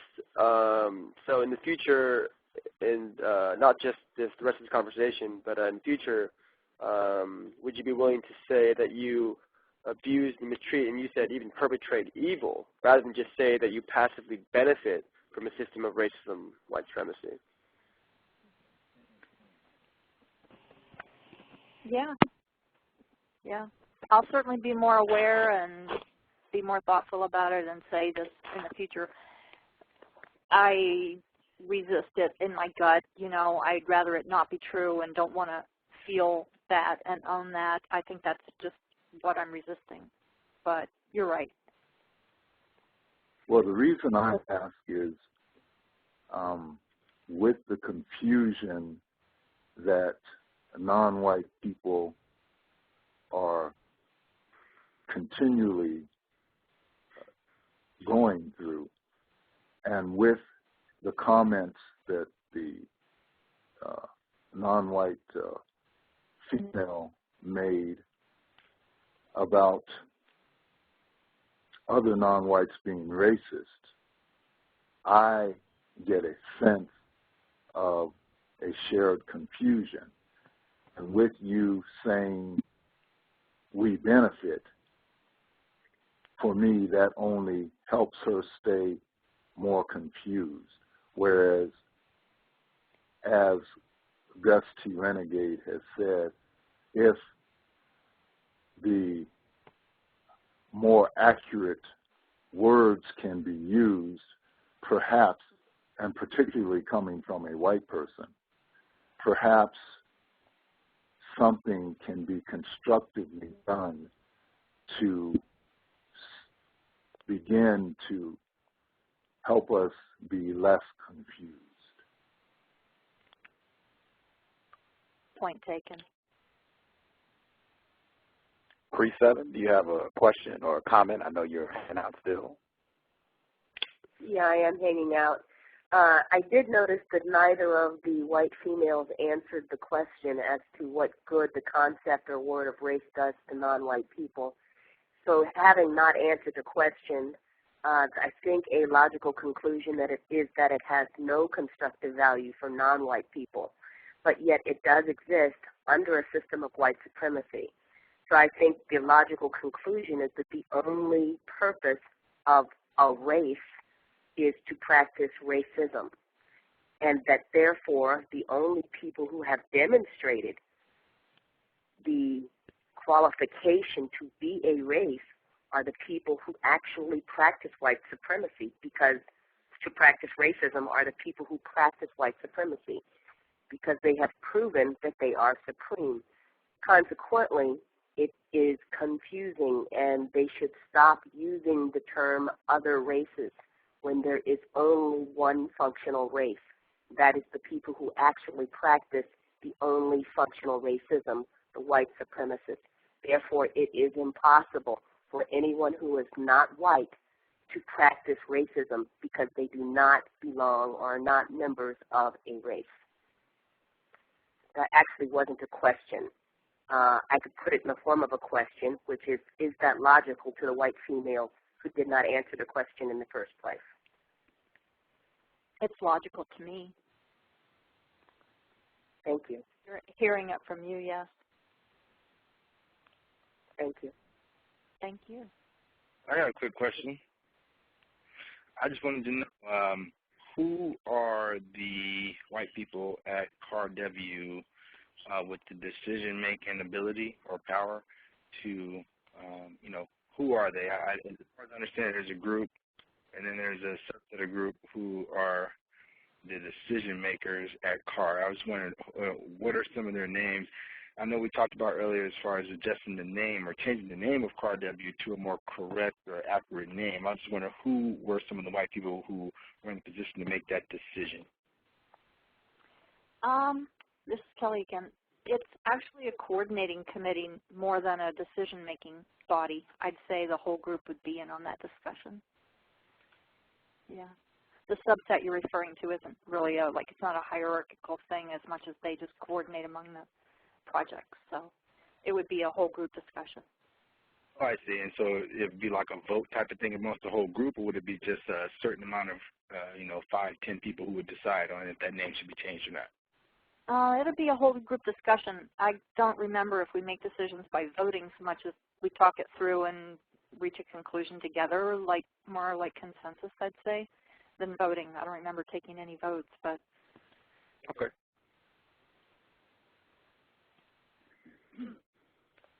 Anyone else? Mic is just open if you have questions, or Back of the Bus has a question, so other folks, you can hang tight. Back of the Bus. I have a request, Kelly. Get your phone back. Get it back. Kelly, are you able to hear? I can hear now. As a white person and an alleged anti-racist, we've asked a lot of questions about how a non-white person would know that a white person is working against the system of racism and white supremacy. I'd like to request, or I'd like to ask a request of you, as you've stated before, that you benefit from the system of racism. You are dedicated, you promote, and you practice the system of racism. I would like, as a victim of racism, some compensation, specifically with three things. The first,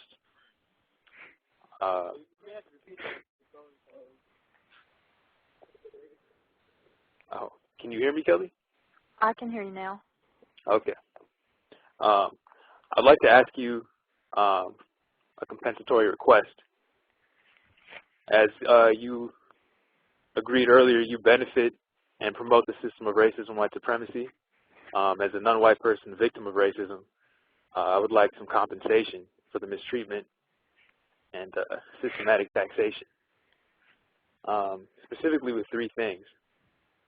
The first, if the C.O.W.S, a coalition of alleged anti-racists, could assist the C.O.W.S radio program in acquiring a phone dedicated to attempting to counter racism, that would be very much appreciated. And again, that is a compensatory request. If the C.O.W organization can acquire a phone and fund the phone with, we'll say, a $70 a month stipend, that would be greatly appreciated. Second, in the home here, this lavish home, where I walked in and I noticed 2 telescopes. And if possible, the Victims of White Supremacy Alliance would like to acquire the telescopes, or one, to inform and educate victims of racism about this earth and the stars that surround it. If that's possible, that would also be greatly appreciated. And third, the Victims of White Supremacy Alliance, an organization, I think the name is self-explanatory, Victims of White Supremacy who are aligned in attempting to reach a system of justice through thought, speech, and action. Would be very, very grateful if you could assist us with some funding. No set amount. I mean, C.O.W is a coalition of white people, so if you could set up an event and somehow generate income for the Victims of White Supremacy Alliance, that would also be greatly appreciated. Okay, well, this is Kelly speaking. The telescopes are my house. They're at my house here, and you're welcome to have one. We can go over which one you want when we're on the phone. And the other 2 requests have to do with the group, and so I can't really speak for the group, but I can commit to talking to the group about it. Okay, and just for, because I mean this business to get done, the system of racism is really stomping on whites. It's going hard, and if the coalition of anti-racist whites for some reason disagrees to providing the C.O.W.S radio program with a phone line dedicated to attempting to counter racism, could you yourself take it as your own responsibility to make sure that happens? I mean, you don't have to pay for it. Just make sure it gets done. I can commit to trying my best and, you know, making every good faith effort to say yes and abide by it. Okay, appreciate that. And the same with the request for VAWSA, the Victims of White Supremacy Alliance. You could just do your best with that also. If for some reason C.O.W says no. And that was for no set amount? I mean, no set amount. I mean, yeah. For white, I mean, white people should be able to get a lot of income. If not, I suspect, I understand why, but no, I suspect they're practicing racism. But I'll pass the bus. I mean, the phone, retard, excuse me, dyslexia, back of the bus. over to Gus T Renegade. Any other questions, comments? 3 suggestions if no one does. Non-white people victims of racism. It is strongly suggested that we suspect all white people of practicing racism. Do not engage in sex with white people. It is true. And do not mistreat other non-white people. And be as precise as possible with your words. And as you can see listening to me or hear listening to me, it's something I struggle with, but we can make progress. We have to change our behavior, I believe. I've seen no evidence that white people will stop practicing racism. I encourage all the non-white people to check the archives of the C.O.W.S radio program, specifically the Michael Bradley show. He says that pretty well, that white people will not stop practicing racism. So it's up to us to change our behaviors. Again, back at the bus, signing off. Gus T Renegade, here you go. Groovy, groovy, back at the bus, hanging in, constructively focused. I'll ask Kelly, that's actually excellent point. Have you seen any evidence that white people are going to stop practicing racism supremacy? I do. I don't know how successful it will be, but I work with this group of people who are working hard to educate ourselves and do what we can within our reach in our community here, and that's something. I don't know if it'll have an impact on the huge, system of white supremacy, but it makes me hopeful. I guess we'll see if they demonstrate their effectiveness and their dedication to not doing so. We'll be able to see if the VALSA is able to get some compensatory investments from C.O.W., and if the C.O.W.S gets a phone. Hey, you all will know it, because if I get a phone, woo, buddy, I've done 19 programs and have 5,000 listens just from Blog Talk Radio with no phone and no computer. If I get a phone, oh, man, Gus T Renegade. Oh, yeah, if you all could give me a laptop, man, if you want to talk about effective, boy, there would, yeah, if you... I would just like to note that if white people try their best, they can fly to the moon. I suspect a phone line and a computer are well within the reach of white people, but that's just my opinion. A group of white people.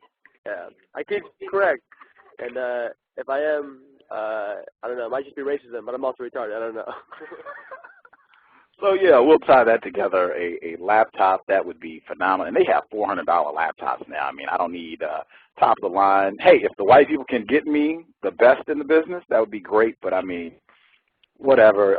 If I had a computer and a phone, but as I said, and I've had Tim Wise on the program. I've had Dr. Robert Jensen, Michael Bradley, Noel Ignatieff is coming July 7th. Dr. Kenneth O'Reilly, that's right. I mean, I'm pretty proud of my guest list. Dr. Eddie Moore Jr., Dr. Francis Cress-Welsing, Neely Fuller Jr., Bill Ayers. I think I've had a pretty all-star lineup with no phone, no computer, and over 5,000 listens just at Blog Talk Radio alone. I'll put my list up against anybody else as to what I've done. You think you can do a better job, get your show, and I'll tune in, and I'll cut the cows off and listen to your show. Crease 7, she might be able to do it. I'll listen to her show then.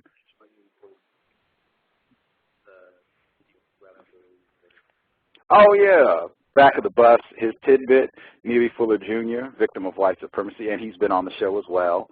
He says the people who have the ability to replace white supremacy with justice do not have the will. The people who have the will to replace white supremacy with justice do not have the ability. Hey, I think we have some folks here who have the will, just need a little help. Hopefully R.W. will be able to, help us out a little bit. That would be phenomenal. Oh, that Ember, yes, sir. We're making sure we have no fire. 720, if you're still there, if you have a question or a comment that you would like to contribute, feel free. I have a comment, Gus T Renegade. Yes, sir. I find your show to be one of the most constructive and useful shows, if not the most, that I've listened to. For clarity and for gaining a greater understanding. I don't know how to thank you. Well, I appreciate it, sir. I'm thankful that some non-white people have found the programs constructive. If it has aided your understanding of racism, white supremacy in any way, then I thank the guests first and foremost, because I doubt it's been anything I said, but I'm thankful for the guests for coming through and sharing their information. And if you think the show is constructive, please share it with other non-white people.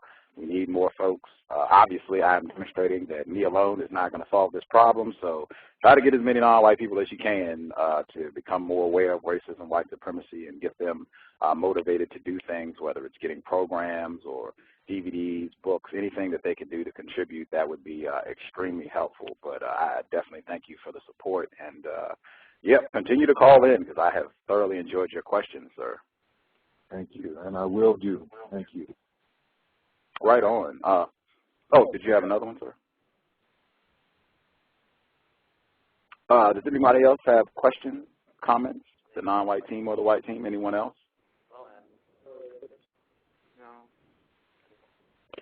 No. Kelly, if you want to share anything before we wrap this one up, if everybody is good.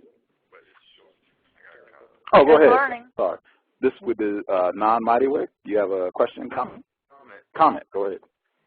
Say that the focus of all correct thinking people should be to replace the system of white supremacy with the system of justice.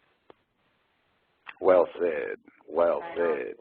Well said. Oh, Yellow Money has a comment before we let go. I totally agree with the previous statement. I would just also like to note that justice is life, is peace, and is freedom. These are all the same things that we're striving for. But so if we're just aware that these are all the things that we want, these are things that all people want, I think it'd be very helpful. But you can't have racism is the exact opposite. It's injustice, and that's why you have to counter racism if you want justice, because it's the greatest injustice on the planet. Right on. Right on. I will third that for sure. Back of the bus, did you have a question, comment before we close the program out? Oh, he said 3 suggestions. No sexual intercourse between non-white people and white people. There's no exception. Do not mistreat any non-white people for any reason. Minimizing contact will help a lot towards that goal. Minimize contact will minimize conflict. And suspect every white person of being a racist in the system of white supremacy. No exceptions, Yellow Manny is saying, because it is true. Kelly herself said earlier in the broadcast, it is true. All white people, no exceptions, are racist white supremacists under the system of white supremacy. Be suspicious of every white person and how you engage with them. Kelly, if you want to give our listeners a final thought or tell them anything about CAR before we sign off the program. No, I agree with the concept of working together to dismantle racism and white supremacy. And I'm dedicated to that and learned a lot tonight. Appreciate hearing about these issues and having them be right on the table so frankly. Thank you. We thank you. I thank you for hosting us.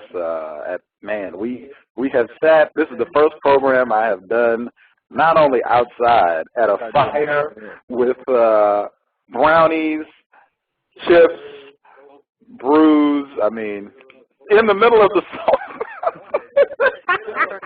we have like a little Stonehenge here in Seattle to observe the summer solstice. Only white people can come up with this. I mean, wow. Well, I don't know what it is now. I would need a white person to explain to me what I'm looking at here. But it is, we have enjoyed ourselves. I hope the program is constructive. Thank you, everybody who tuned in to listen on their Saturday evening. Thank everybody for pitching in. I want to thank Back of the Bus for the use of the phone. Thank Non-Mighty for use of the laptop, constructive material. Thank Yellow Manny. He was able to allow me to use the phone for the previous program for the cows. Please tune into the archives. If you're listening at Blog Talk Radio, please subscribe. Link is in the description. You're not listening at, for sure, share with your friends, other non-white people, if you think it's constructive. If you don't think it's constructive, please invest your time and energy in something else that you think will be productive. Also, make sure you check out counter-racism.com, Edward Williams' website. They have lots of programs, lectures. Dr. Welsing has information there. Neely Fuller has stuff there.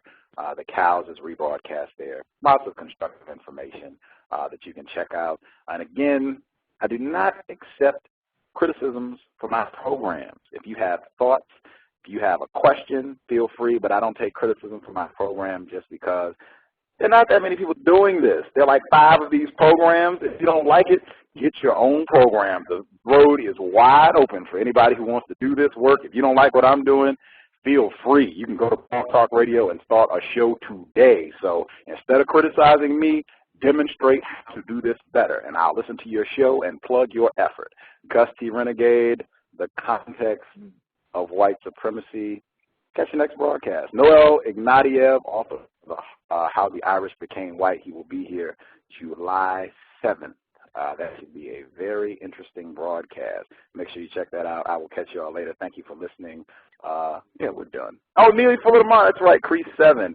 Neely Fuller, he will be on Crease 7's program on June 21st at 2 p.m. Pacific, 5 p.m. Eastern, and Dr. Francis Cress Welsing will be on June 28th at 2 p.m. Pacific and 5 p.m. Eastern. Check both of those programs out. Crease 7 doing excellent counter-racist work, attempted counter-racist work. Gus T Renegade, Context of White Supremacy. Thank you. We are done.